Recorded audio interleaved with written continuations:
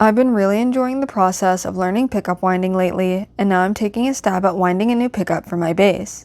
In that learning, I was informed that I should inset my guides a little bit to help keep the coil from bunching up at the ends. That one tip has made a huge difference in how my coils have turned out. They're still not perfect, but I'm not getting that uneven hourglass shape anymore. I've also been winding at a higher speed since I struggle with getting a slow, consistent back and forth motion. Having the bobbin spin faster allows me to move my hand at a more comfortable speed without too much compromise in how the coils lay. I'm also really happy with the fact that I made it through this whole pickup without breaking the wire. I think this is the first one that I've wound without having to start over. After I finished the winding, this pickup had about 10,400 winds.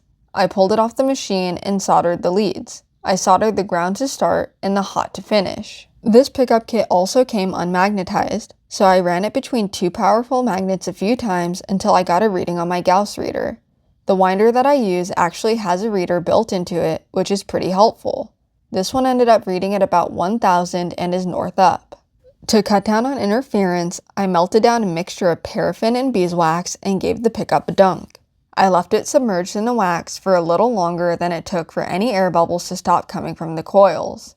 This pushes all of the air out and gives my pickups a better chance at not making a bunch of unwanted noises. After the pickup was done soaking, I pulled it out and made sure to carefully wipe it down to remove any excess wax. I was especially careful around the coils as I didn't want to pull anything loose and ruin all of the work that I had put in so far. After it had time to cool, I took a quick reading with my multimeter and this pickup shows about 9.2k ohms. It's a little less than what I was going for, but not off by so much that I'm really concerned. Now it's finally time to get the pickup installed. I pulled out the stock one and got everything wired up. This bass is pretty cool in that it has a three-way switch despite being a single coil, single pickup instrument. It uses a series of resistors and capacitors to pull different tones out in different positions. Position 1 is described as a double bass sound and uses a 4K resistor and 0.33 nanofarad cap. Position 2 is a more traditional bass sound using a straightforward circuit, and Position 3 is a baritone sound, which uses a 150K resistor and a 1.5 nanofarad capacitor.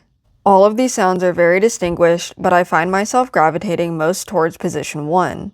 Overall, I'm really happy with how this pickup turned out, and I'll post how it sounds in a later video where I compare it to the stock pickup so that you can really hear the difference, or lack thereof, between the two.